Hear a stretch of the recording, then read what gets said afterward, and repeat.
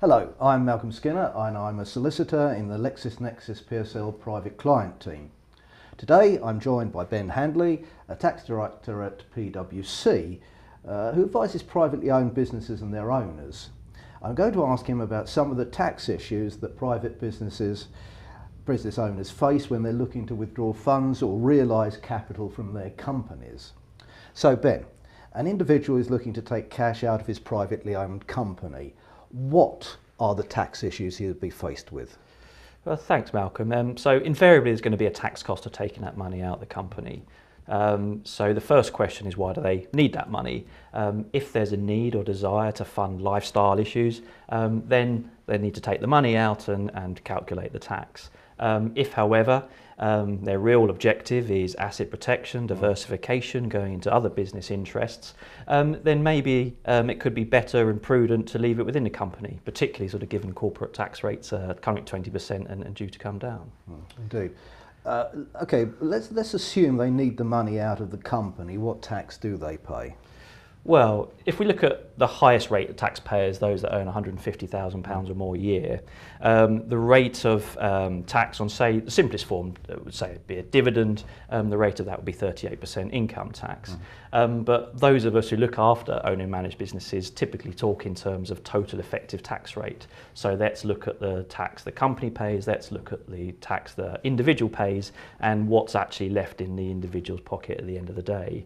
Now, a dividend for those highest rate payers, I think the total effective rate there is just over 50%, about 50.5%. It's a bit better than a bonus or a salary, which is about 53.4%, I think, but a high number all the same. Very high number. But is a dividend better than a bonus? Well, I suppose those high-level figures would suggest yes. I think there are points to watch here. So you may say a dividend is slightly more efficient than a bonus, but with a bonus you need to think about, is the company making R&D claims and that individual has salary costs towards that, pension contributions and so on. So you need to factor those points in really in arriving at that decision. Okay. We've seen dividend tax rates go up to 38%, but capital gains tax has recently come down, as we all know, to 20% and remains at 10% with the benefit of ER. Should business owners be looking to withdraw funds in capital form, such as buyback of shares, perhaps? Well, that would be, I think, would be very desirable. But I think since 6th of April this year, there's been a change of the rules of transaction securities, which has made obtaining capital treatment on the withdrawal of funds that much more difficult. I suppose you mentioned buyback of shares there. Now, looking at that as a specific example, now the default position on a buyback of shares from a company is that the proceeds are taxed as an income distribution, as dividend. Now there are specific situations where that is treated as a capital. There's a benefit of the trade test with other provisions applied, or there's an IHT bill to settle. But in my experience, Malcolm, they're quite rare. Okay. In the past, I've seen that a buyback of shares by a holding company or from a non-UK company, for example, is being taxed as a capital gain. Is that not the case?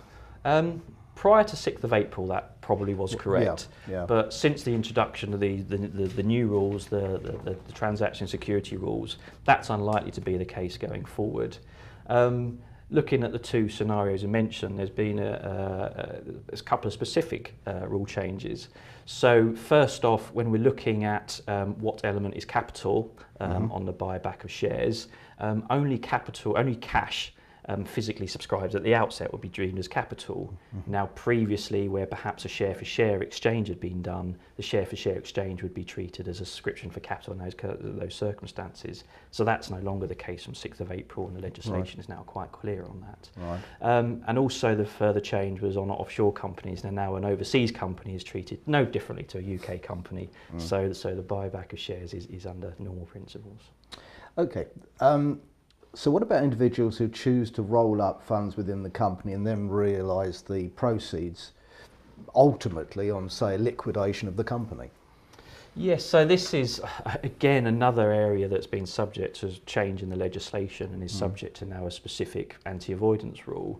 Now, what the new rules say is that after 6th of April, if you roll up funds with a company, you then liquidate it, take it out by capital, but then go on to do similar activities within 2 years, that liquidation will be treated as an income distribution rather than a capital gain. So it's likely to, I think, say, property developers might be specific examples of that. Develop in a special purpose vehicle, liquidate it, do similar again, something similar, or perhaps consultancy type businesses who may typically set up a company for each consultancy project they do.